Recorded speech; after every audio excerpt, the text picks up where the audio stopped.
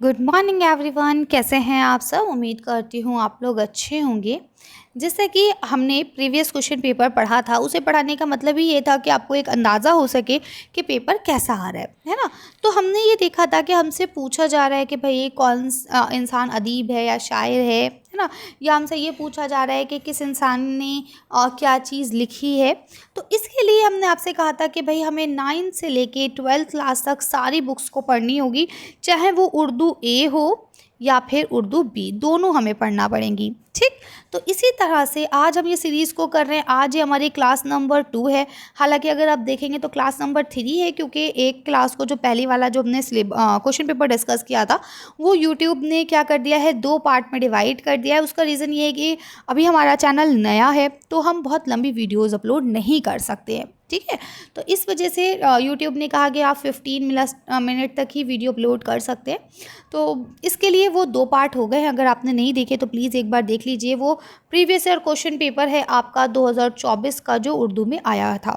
तो इसी सिलसिले में आज हमारा ये क्लास नंबर 3 है, जिसमें हम पढ़ेंगे नवाए उर्दू के जितने भी चैप्टर्स हैं उनके बारे में डिस्कस करेंगे। ठीक है?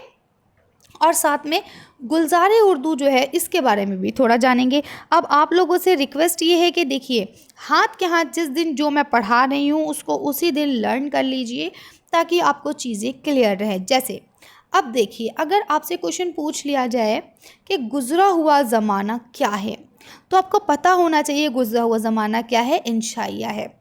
अब आपसे पूछा जा सकता है कि बताइए गुज़रा हुआ ज़माना किसने लिखा है, तो किसने लिखा है, सर सैयद ने।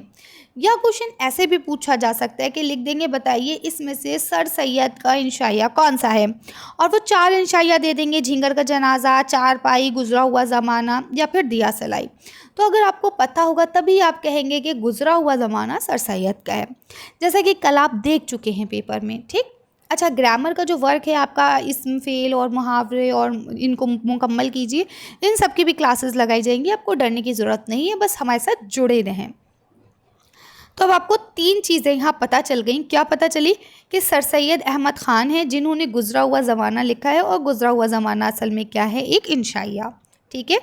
इसी तरह से यही 3 क्वेश्चंस रशीद अहमद सिद्दीकी साहब के ऊपर भी बन सकते हैं।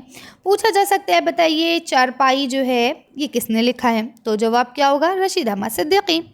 पूछा जा सकता है कि भाई चारपाई सिन्फ के एतबार से क्या है, बताएं, तो आपको बताना होगा कि चारपाई सिन्फ के एतबार से इंशाइया है। ठीक है? ये भी पूछा जा सकता है कि बताइए इनमें से रशीद अहमद सिद्दीकी की कौन सी तसनीफ़ है। अगेन वो ऐसे ही कर देंगे, गुज़रा हुआ ज़माना दे देंगे, चारपाई दे देंगे, झिंगर का जनाजा दे देंगे और दिया सलाई दे देंगे। ठीक है? तो आप क्या कहेंगे कि भाई चारपाई जो है वो सर सैयद इनका सॉरी रशीद अहमद सिद्दीकी का है। आ गई ना बात समझ में? आगे आ जाइए। अब नेक्स्ट आपका क्या है, अफसाना है। ठीक है? यानी हजे अकबर और मगर वो टूट गई, 2 अफसाने यहाँ आपको दिए गए हैं। अब थोड़ी थोड़ी अगर स्टोरी पढ़ना चाहे तो पढ़ लीजिएगा, वरना पढ़ने की कोई ज़रूरत नहीं है। बस मेन चीज़ आपको यही याद करनी है जो मैं आपको बता रही हूँ। ठीक है? अब आपसे पूछा जा सकता है बताइए मुंशी प्रेमचंद जो थे उनके अफसाने का क्या नाम था। हालांकि उन्होंने बहुत सारे अफसाने लिखे हैं, कफन लिखा है ना, हजे अकबर भी लिखा है, और आपका पूस की रात भी उन्होंने लिखा है, बहुत सारे अफसाने हैं, बड़े घर की बेटी भी उन्होंने लिखा है। लेकिन अब क्योंकि निसाब में ये शामिल है, 2 बैलों की कथा जो है वो वाली भी उन्होंने लिखा है, ईदगाह भी उन्होंने लिखा है। ठीक है? तो इस तरह से अब आपसे ये भी पूछा जा सकता है ऐसे कि भाई ईदगाह दे देंगे, हजे अकबर दे देंगे और पूस की रात दे देंगे, और मगर वो टूट गई दे देंगे, और कहेंगे बताइए इसमें से प्रेमचंद का कौन सा अफसाना नहीं है। तो आपको पता होना चाहिए कि मगर वो टूट गई नहीं है। क्यों? क्योंकि ये तो सालेहा आबिद व हुसैन का है। ठीक है? तो इस तरह से अब आपको पता होना चाहिए कि मुंशी प्रेमचंद बेसिकली कौन है, अफसाना निगार है। हालांकि इन्होंने नॉवेल्स भी लिखे हैं, लेकिन मुंशी प्रेमचंद को एक अच्छा, बेहतरीन और उर्दू में पहला अफसाना निगार तस्लीम किया जाता है। ठीक है? ऐसे ही सालेहा आबिद हुसैन की अगर हम बात करें तो इन्होंने भी नॉवेल्स लिखी हैं, लेकिन इन्हें भी क्या तस्लीम किया जाता है, उर्दू का बेहतरीन अफसाना निगार। ठीक है? ये एक लेडी थी। ऐसे ही अगर हम बात करें सर सैयद की, तो सर सैयद जो है इनको मजमून निगार, मज़ामीन के लिए तस्लीम किया जाता है कि ये बहुत अच्छे मजमून निगार थे। ठीक है? रशीद अहमद सिद्दीकी की बात करें तो इन्हें इंशाइया निगार तस्लीम किया जाता है। ये क्या थे, इंशाइया निगार। ठीक है?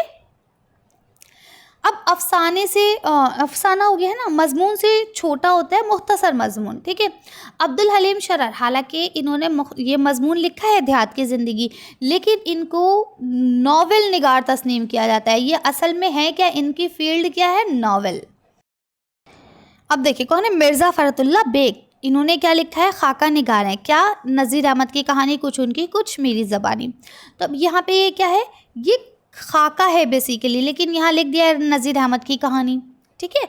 आगे देखिए ख्वाजा गुलाम सैयुद्दीन का है जीने का सलीक़ा। अब ये इदारा जो है ये आपसे नहीं पूछा जाता है, इसे आपको नहीं पढ़ना, ठीक। अब ऐसे ही शौकत थानवी साहब है, खुदा हाफिज़, ये उनका ड्रामा है।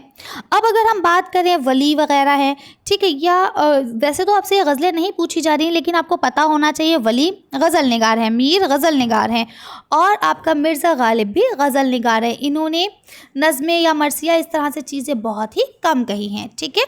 अब हसरत मोहानी हैं, फ़राग गोरखपुरी, मजरू सुल्तानपुरी हैं, ये सब भी कौन है, आपके गज़ल निगार हैं, ठीक है। अब हम बात करें अल्ताफ़ हुसैन हाली की। ऐसा नहीं है कि हाली ने गज़लें नहीं कहीं, हाली ने भी गज़लें कहीं, लेकिन हाली जो है वो कौन है, नज़्म निगार हैं।